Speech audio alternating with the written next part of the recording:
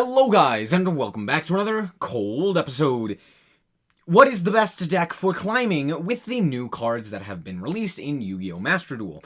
Well, that's exactly what I am here to explain my thoughts on. This is in no way a definitive list. This is more so what I believe will work. And this is also specifically for climbing the ladder. What is the fastest way to get to Diamond 1? And what is going to give you the best shot? So there's that. We don't have a comprehensive list. This isn't everything, but I'm going to go over just a general idea of most of the cards and most of the decks. So yeah, we'll quickly do the tier list. Starting off with Adamantipator. Adamantipator is still pretty good. And yes, I do have things at tier 1 and 1.5 and tier 2. And there is a big reason for that, which I will explain later. So yeah, it's tier 1, tier 1.5, tier 2, rogue, and then yike. So yeah, Adamantipator is still very good. Being able to just kind of like auto win with a big unbreakable board is very nice. And not a lot of people are playing things like Dark Ruler or what have you. So, you know, you can very easily deal with the one card evenly matched and the like.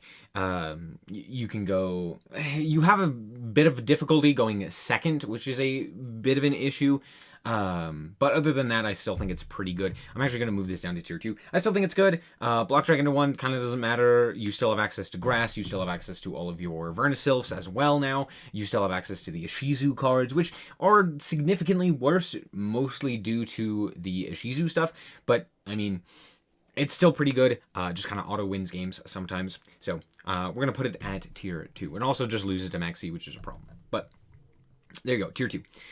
Branded. I'm going to put Branded in 1.5. Branded, even without the tier stuff, is still very good and can still absolutely take most games, either going first or going second. It puts up a lot of interactions. It can play through a lot of interactions, so it's still very good. And more specifically, it can play a lot of tier hate, most notably things like DD Crow, or you could just play the tier cards yourself.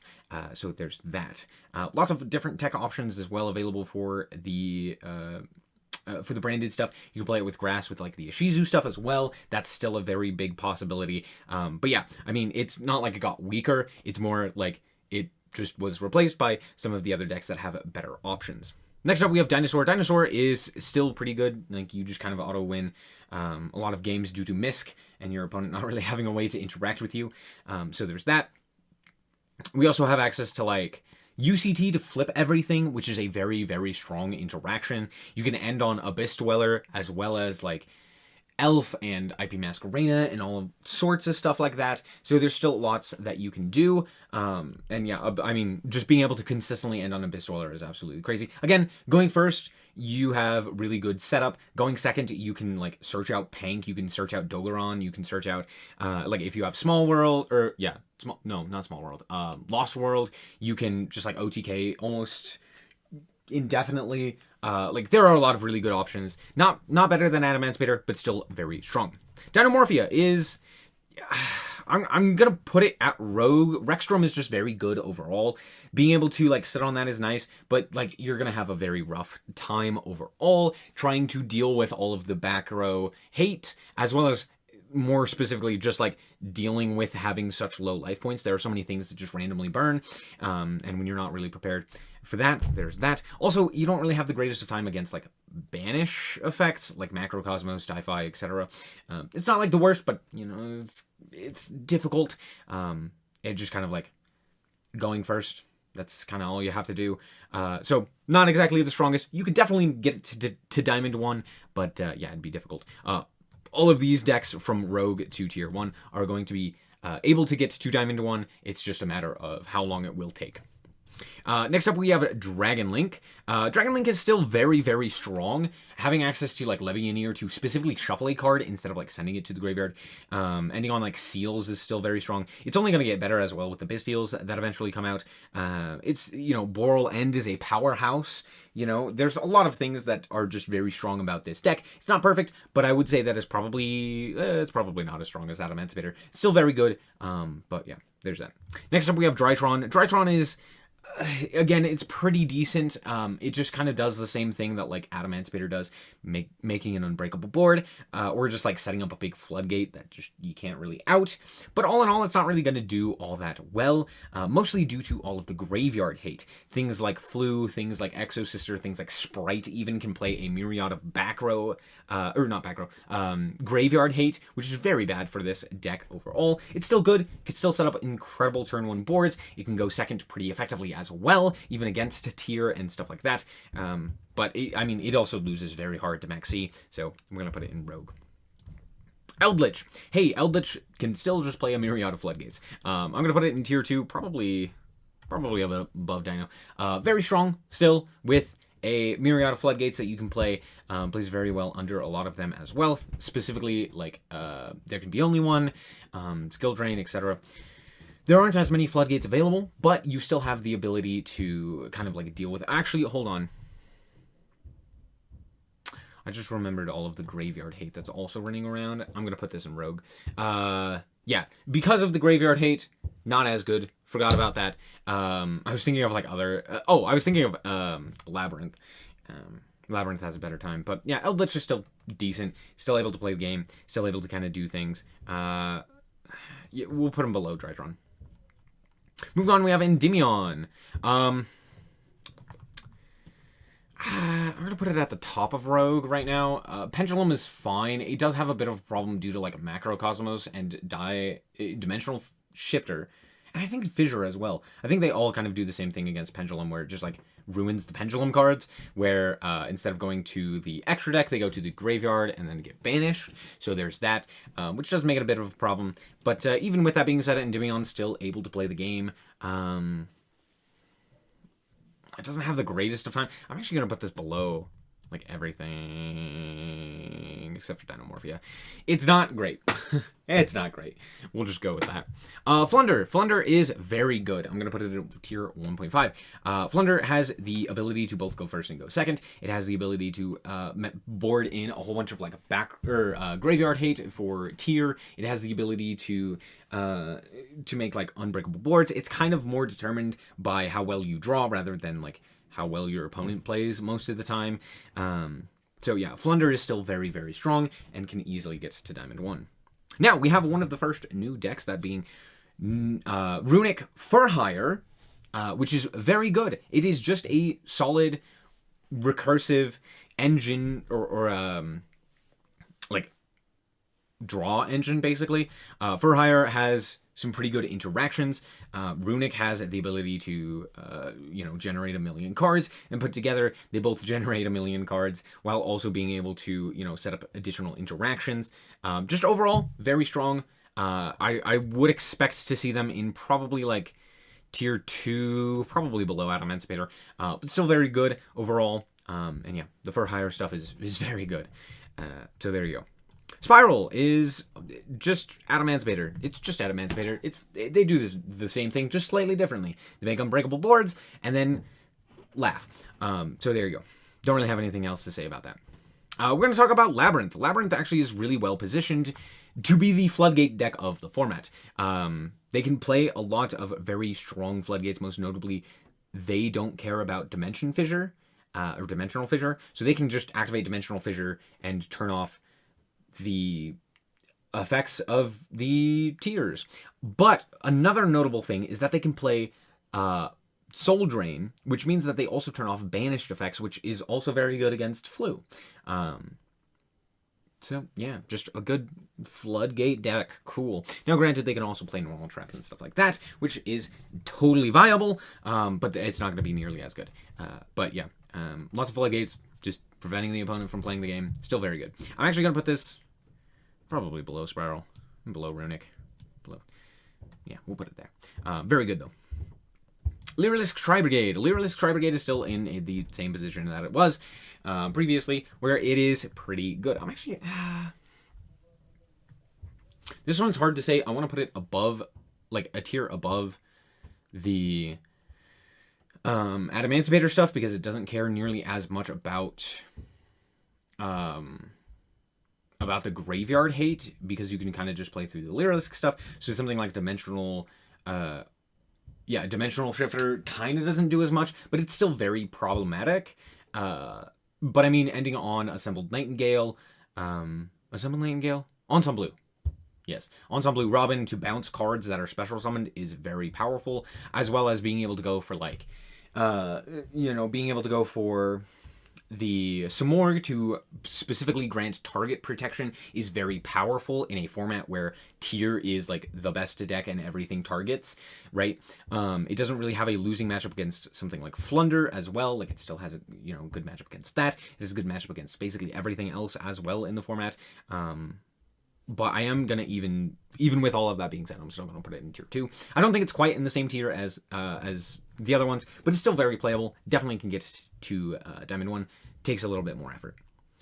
Pure Pendulum, I'm going to say, is just as good as Endymion. Not very. Exo Sister is, I'm going to put it at tier 1.5. It is well positioned if you draw really well to basically beat anything. There is basically no deck that this doesn't have the ability to beat, except for maybe Flu. But the thing is, it's just drawing well. That's the biggest issue. Actually, no, now that I think about it. Yeah. Honestly, it's just if you draw well, it's fantastic. If you don't, it's terrible. If you get ashed, you die. If you get to go second, you oftentimes don't really have much that you can do. You just kind of have to rely on your hand traps, and sometimes your hand traps don't do anything because they're Ash Blossom against tier, which is just not very good. So yeah, I'm gonna put them in tier 2. Again, absolutely playable.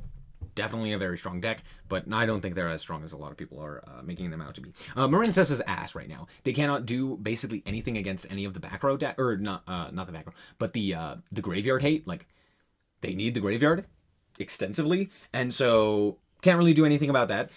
They don't play very well around like the tier cards in particular. You're basically just making a big unaffected guy, which no one really cares about because they have a million ways to deal with a million different cards, and they can play on your turn as well. So yeah, just not really well positioned. Mathmech is fine.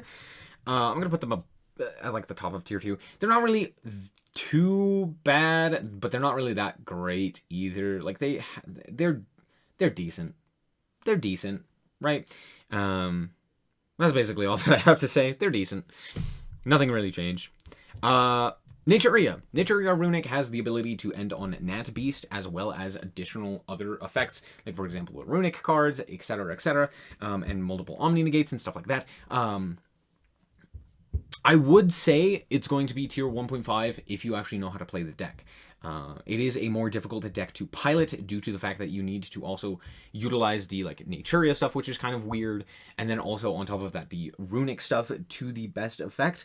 And in a format where basically one card can do an entire combo with tier, it makes it a little bit more problematic because of no battle phase and not really having access to that. But Nat Beast is such a powerhouse that it's also one of those things where it's like, well, you could just end on Nat Beast and probably be pretty decent. You could also end on Barkion and the like.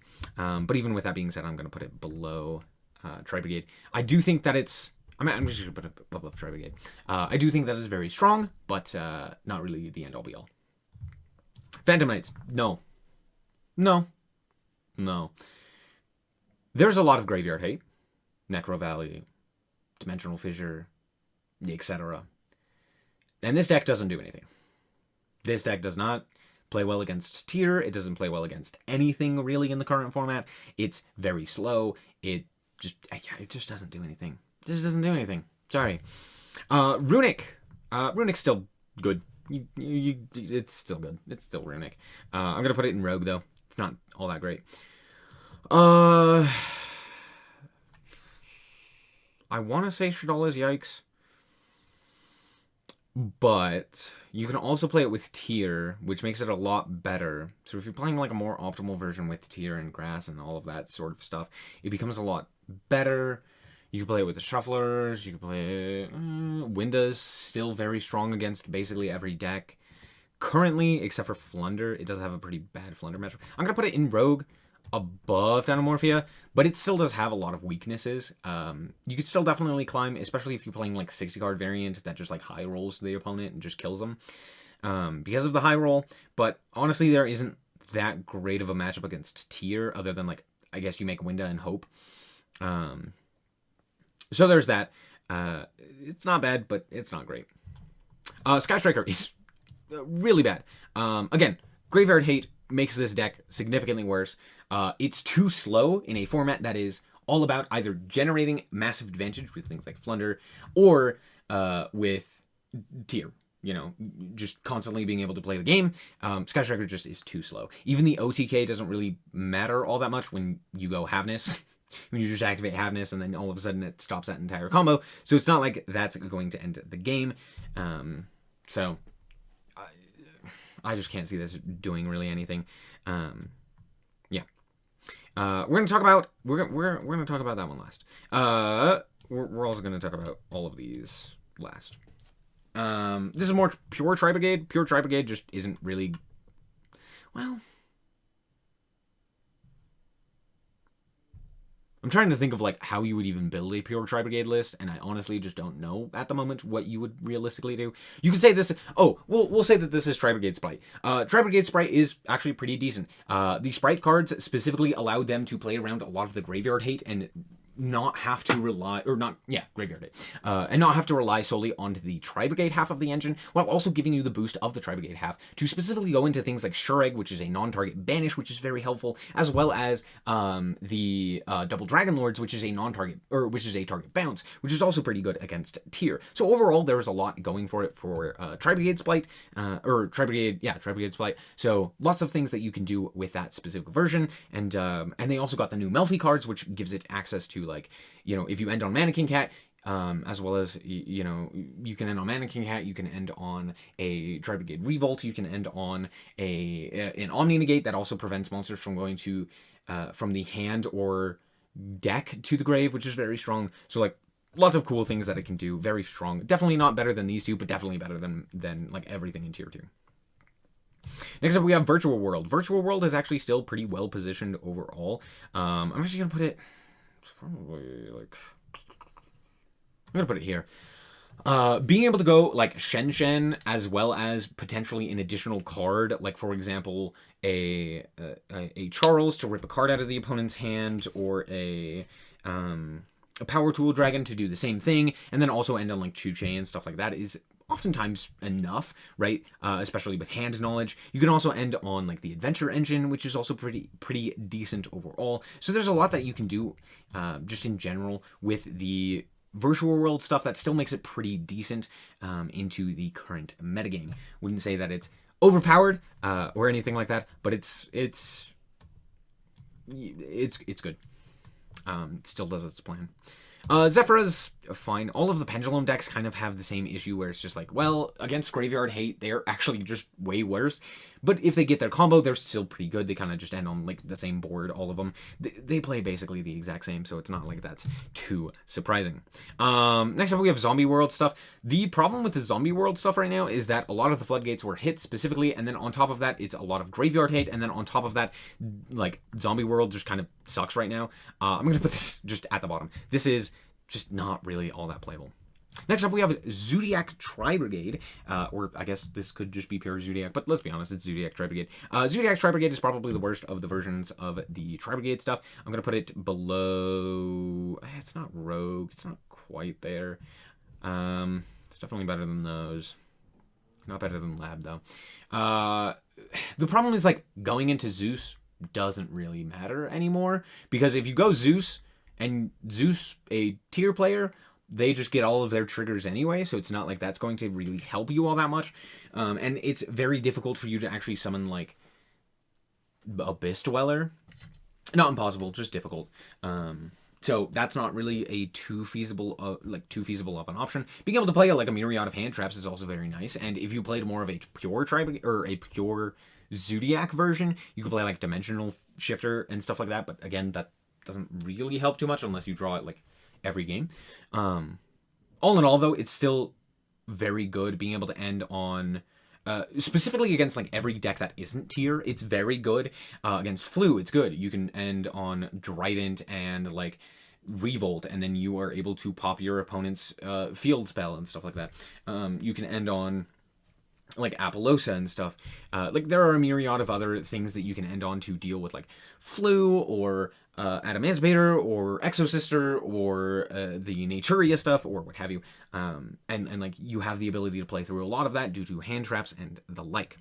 All right. Next up, we have Sword Soul. Sword Soul is still very strong. I'm going to put it below the Sprite Tri-Brigade stuff. But yeah, Sword Soul being able to call Protoss call Dark and just turn off tier is very good. It also has the ability to, call other attributes, for example, Light against Exosister, or it just has the ability to end on Chi Shao, which is basically an FTK against Flunder. There's a lot of things like that that just make Sword Soul really well positioned in the current meta. It's not overpowered by any means. It does have a few weaknesses, mostly the fact that, like, if you end up going second, it's not nearly as strong as it previously was going second. There's still a lot of graveyard hate, which can be a problem for a lot of the Tenyis. You still need access to your Protoss, otherwise that's kind of an issue. It can be a little bit inconsistent, like especially with Imperm running around as common as it is probably the most common hand trap. Like having your Moye Imperm can kind of just end the turn, and with long ones still limited for some reason, it does make it a little bit worse.